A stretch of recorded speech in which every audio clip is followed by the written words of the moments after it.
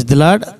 ప్రియమైన వాళ్ళారా, యేసు నామంలో మీ అందరికీ వందనాలు తెలియజేస్తున్నాను.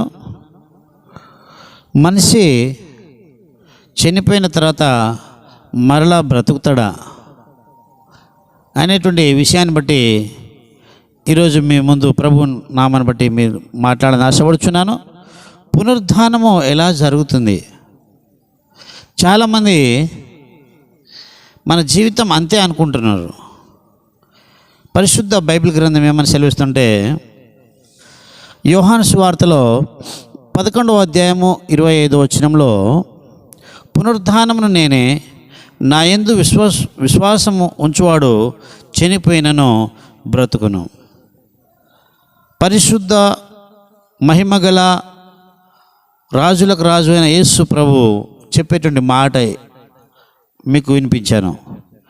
పునరుద్ధానమును నేనే, ఎవరైనా నా యందు విశ్వాసం ఉంచితే ఆయన చనిపోయినను బ్రతుకును అని యోహాను సువార్త 11వ అధ్యాయము 25వ వచనంలో మనం చదివి విన్నాం. ప్రియమైన వాళ్ళరా, మరి చనిపోయిన వాడు ఎలా బ్రతుకుతాడు అనేది చాలామందికి అర్థం కావటం లేదు. అయితే 1 కొరింథీ పత్రిక 15వ అధ్యాయము 20వ వచనం నుండి 23వ వచనంలో, అయితే అసలు చనిపోయిన వారి ఎవరైనా బ్రతికారా ఈ భూమి మీద అంటే, యేసు ప్రభు 3వ దినం తిరిగి లేచాడు. అంటే మరణాన్ని గెలిచాడు, మరణపు ముళ్ళుని విరిచాడు. 1 కొరింథీ పత్రిక 15వ అధ్యాయం 20వ వచనంలో, ఇప్పుడైతే నిద్రించిన వారిలో ప్రథమ ఫలముగా క్రీస్తు మృతులలో నుండి లేపబడి ఉన్నాడు. అంటే మృతులలో నుండి క్రీస్తు లేపబడి ఉన్నాడు. క్రీస్తు లేపబడి ఉన్నాడు కావున ఆయన విశ్వాసం ఉంచిన వారందరూ లేపబడతారు.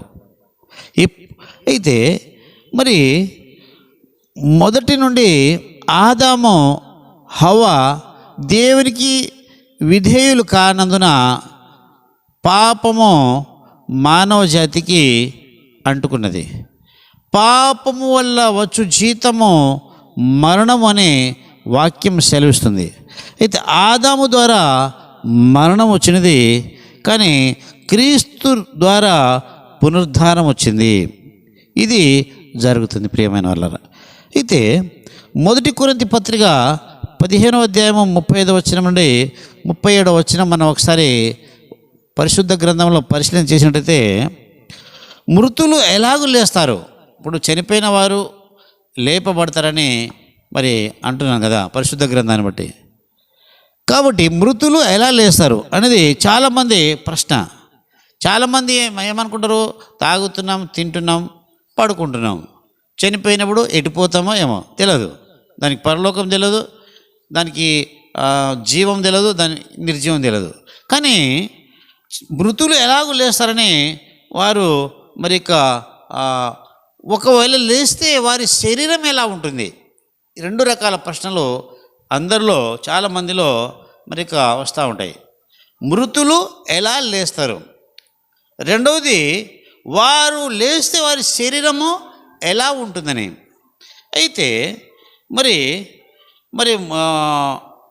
విత్తనము భూమిలో విత్తినప్పుడు అది చనిపోయి తిరిగి మొలవలేదా అని పరిశుద్ధ గ్రంథం మనకు తెలియజేస్తుంది. ఒక విత్తనము గోధుమ గింజ కానీ, ఒక శనగింజ కానీ, ఒక జొన్న గింజ కానీ, ఏదైనా ఒక విత్తనము భూమిలో, ఒక మొక్కజొన్న గింజ కానీ భూమిలో వేసినప్పుడు ఆ తర్వాత ఆ విత్తనము ఏమైపోతుంది, పగిలిపోయి ఆ విత్తనం నుండి ఒక మొక్క బయటికి వస్తుంది. మొక్క అంటే ఈ విత్తనము భూమిలో పడినప్పుడు, ఆ విత్తనము చనిపోయినప్పుడు, ఆ చనిపోయినప్పటి నుండి ఆ తర్వాత ఆ మొక్క బయటకు వస్తుంది. ఇప్పుడు అది దాని తర్వాత ఆ మొక్క, మొక్కజొన్న మనకు తెలుస్తుంది, మొక్కజొన్న కంకులు మనకు తెలుస్తాయి. అంటే ఆ ఒక్క విత్తనం ద్వారా వచ్చినటువంటిది. అంటే ఆ వచ్చినటువంటి మొక్కను మనం నాటలేదు, కానీ విత్తనాన్ని మనం నాటినాం. అంటే శరీరము ఏమై ఉన్నదంటే, శరీరము క్షయమై ఉన్నది. క్షయమైన శరీరం ఏమైంది? విత్తబడినది. అక్షయం అనేది ఏమవుతుంది? లేపబడతటి. క్షయం అంటే నశించిపోయేది, అక్షయం అంటే నశించనిది. మన శరీరము భూమిలో పాతిపెట్టినప్పుడు కుళ్ళిపోతుంది, ఎముకలు మాత్రమే ఉంటాయి, మాంసం అంతా మట్టిలో కలిసిపోతుంది. అంటే క్షయమైన శరీరం విత్తబడి అక్షయమైనదిగా లేపబడుతుంది. ఘనహీనమైనది విత్తబడి బలమైనదిగా లేపబడుతుంది. ప్రకృతి సంబంధమైనది శరీరం విత్తబడి ఆత్మ సంబంధమైన శరీరము లేపబడుతుందని 1 కొరింథీ పత్రిక 15వ అధ్యాయము 35వ వచనం నుండి 37వ వచనం చదివితే మనకు అర్థమవుతుంది. అంటే మరి మన శరీరము మరి ఇక ప్రకృతి సంబంధమైనది అది మరి విత్తబడుతుంది, ఆత్మ సంబంధంగా బయటపడుతుంది. అంటే ఆత్మకు మరణం లేదు, ఆత్మకు మరణం లేదు. మరి చాలామంది మరి ఇక 1 తెస్సలోనికీయులకు రాసిన పత్రికలో 4వ అధ్యాయము 13వ వచనం నుండి 17వ వచనం ఏముందంటే, ఇతరుల వల్లే నిరీక్షణ లేకుండా ఉండకూడదు. అంటే ఇతరులు అంటే యేసు ప్రభుని నమ్మని వారు ఇతరులు వారికి నిరీక్షణ ఏముండదు. తిన్నంతకాలం తింటారు, తాగినంతకాలం తాగుతారు, చనిపోతే ఇటు పోతాం మేము అని అనుకుంటారు. కానీ యేసు ప్రభుని నమ్మిన బిడ్డలకి నిరీక్షణ ఉండాలి అని గ్రంథం చెప్తుంది, పరిశుద్ధ గ్రంథం చెప్తుంది. దేవుడు మనతో చెప్తున్నాడు. అంటే నిరీక్షణ అనేది మనకు ఉండాలి. ఏ నిరీక్షణ అంటే కేవలం ఈ లోకంలో ధనధాన్యం కోసమే కాదు, కానీ ఈ లోకంలో సిరి సంపదల కోసమే కాదు, కానీ ఈ లోకంలో మనము చనిపోయినప్పటికీ కూడా మనము ప్రభువులో ఫలిస్తాము, ప్రభువులో పునరుద్ధానం అవుతాము. అయితే మరి ప్రభువు రెండో రాకడ వచ్చినప్పుడు మరి ముందుగా నిద్రించిన వారు ముందుగా లేస్తారు. అంటే చనిపోయిన వారు దేవుడు మధ్యాకాశంలో ఉన్నప్పుడు వాళ్ళు లేస్తారు. అయితే సజీవులుగా ఉన్న మనము ప్రభువు వారితో సహా తీసుకొని పోతాడు, అప్పుడు ప్రభువుతో సదాకాలం ఉంటారు. అంటే ప్రియమైన వాళ్ళరా, లోకంలో మనం ఈ లోకము శాశ్వతం కాదు. ఈ లోకము నుండి మనము ఏదో ఒక దినమున మనము చనిపోక తప్పదు. కానీ చనిపోయినప్పుడు మన జీవితం ఏమవుతుంది, మన ఆత్మ ఏమవుతుంది? ప్రభువును తెలుసుకుంటే నువ్వు మరలా లేపబడతావు. ప్రభువులో నీ ఆత్మ మహిమగల శరీరంగా ఉండి ప్రభువుతో సదాకాలం ఉంటుంది, 1000 సంవత్సరాలు ఉంటావు.